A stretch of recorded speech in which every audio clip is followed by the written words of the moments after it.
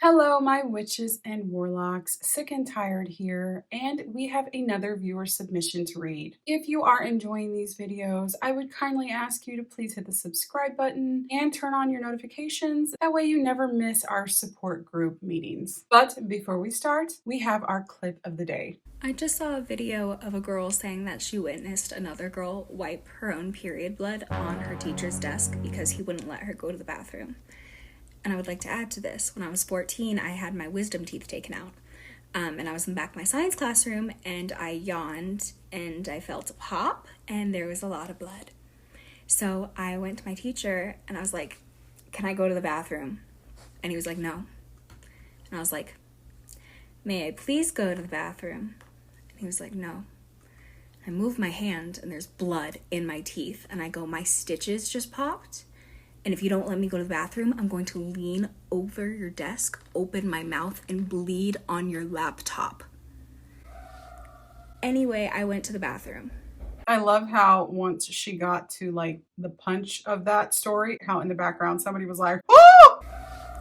First of all, this girl is absolutely gorgeous. Her makeup is so beautiful. I wish I could do my makeup like that, but my eyes are so hooded. Like, I can't do anything but eyeliner. And second of all, that is genius. All right, it's time for our submission. Grab your drinks. I've got my water today in my Stanley that my husband bought me. Isn't it beautiful? Grab your coffee, your tea, your cocktails, whatever you are drinking today, and get comfortable. Dear Samantha, your channel is so incredibly validating and heartbreaking. To hear stories similar to my childhood, it helps me feel like I'm not crazy/dramatic and reinforces what happens wasn't normal or my fault. To follow the courage you and your followers have shown, I'd like to share an incident that woke me up to how not normal my family is. It would take me 20 years to forgive myself for things that weren't my fault and heal into the person I want to be. My hope by sharing this story is that it helps bring comfort to anyone that might feel like they couldn't be a good parent or find calmness or love in their life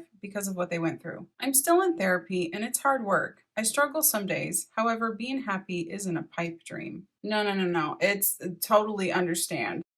I have done a lot of work and I have come a long way, and I have more good days than bad. But there is still that time period when you kind of just, I call them depression flares because it's like your symptoms flaring up. You still need to be able to kind of just grieve about it. When I was 13, my mom started dating my stepdad. Before this, I was responsible for watching my younger brothers, but thought I had a good relationship with my mom. When she started dating my stepdad, my mom changed towards me. I was no longer her favorite. I was the town pump that was trying to replace her as mom. What is the town pump? She would still expect me to watch my brothers for days at a time while she was out with my stepdad, but turned cold when she didn't think I was letting her be the mom in her opinion.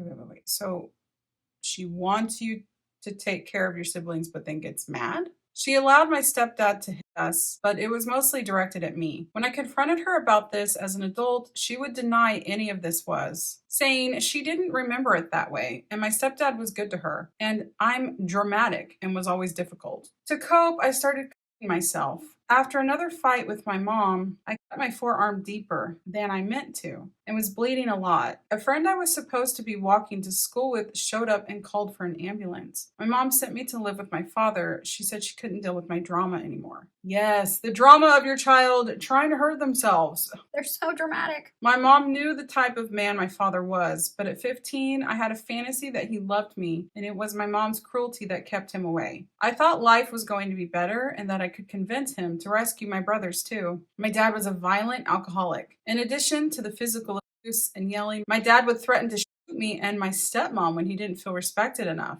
Oh no. I called my mom begging to come back home. I told her everything that was going on. She was so smug. Sounds like you're not having any fun. Aw, poor baby.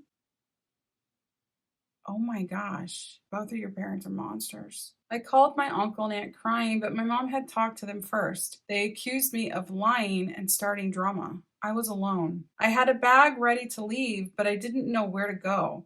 I never ran away, but thought about it often. You just said a lot there in a little sentence. because I felt like that too growing up. Even though everything was so bad, I was scared to go somewhere else. I was scared to call CPS or call for help or do anything that I needed to get out of the situation. This is all I knew. The thought of the unknown was just too terrifying to me to do anything about it. I'm sure that happens a lot. 3 months before my 16th birthday, my dad had been on a bender. Him and my stepmom were fighting again. I turned up my music. My dad burst into my room and was pissed. He hated my music. He slapped me, dragged me to the bed. I fought back and he choked me. I couldn't get any air in and I knew I was going to die. My vision got dark, then suddenly he let go. My stepmom had gotten involved. He chased her out of the room. I wasn't thinking right. Instead of trying to call for help, I was focused on changing my clothes. I had wet myself. My dad left the house after he stabbed my stepmom. She made a full recovery. She and I walked to the store in case he came back. On the way there, I called 911. My dad was arrested. He called from the police station, told me to get out of his house. I was going to grab my go bag and just figure things out on my own. Turns out the officers already called my mom, so everyone knew. My stepmom told me I'm going back to my mom's and put me on a bus to go to the airport. On the plane, people next to me noticed my neck and were visibly uncomfortable when I told them what happened. Well, I would hope so. This is what helps me hold on to that it was real. It is as bad as I remember. When I landed, I was feeling emotional. I looked forward to seeing my mom. I thought surely because she bought the plane ticket, she loved me after all. I had anticipated her hugging me and telling me she loves me. I told myself things were going to be different now. I looked for her and got worried when I couldn't find her. Then I saw my aunt. She looked angry. She told me my mom wasn't coming. I learned that my mom was strong-armed into buying the plane ticket. I was going to live with my aunt. My mom didn't want me back. I realized after that my family wasn't normal. I wasn't the full problem. You're not the problem at all. My mom didn't love me. She still blames me to this day for her inability to be a mom. I cut contact with everyone when I moved out just before I turned 17. I did regain contact with my mom as an adult, but then went no contact again. I'm tired of the gaslighting and constant reminders that she can't love or see me. I am a mom myself, and I love seeing my kids happy. It's hard sometimes because I still mourn the childhood I didn't get, but I am determined to not be my mom. Thank goodness for therapy and positive connections with people. Thank you for getting this far. Grateful and anonymous. Well, thank you so much for sharing with us. And a lot of the stuff that you mentioned I've been through. I had an alcoholic stepfather as well. He chased us out of the house, my mom and all of us kids. Had to walk barefoot to the 7-Eleven that was down the street. And I wasn't wearing a bra. I wasn't wearing shoes. And I actually bumped into some girls from my high school. They were surprisingly nice. It was so weird because I was so scared that everybody was going to know and they were going to tell everybody. But one of them was just like, "Are you okay?" And I was just like, and I just nodded and we just kept walking. I've seen, my dad chase my mom around and been threatened with weapons as well. So I understand. And I'm very happy that you are getting therapy and that you're talking to somebody and that you have good connections with people. And you're no contact, which is great. That's all we can really do, right? And then just try to move forward and break those cycles. Thank you so much for watching. Please leave some words of encouragement and love for our poster down in the comments below. Until next time, I hope you guys have a wonderful day. I love you all. Bye.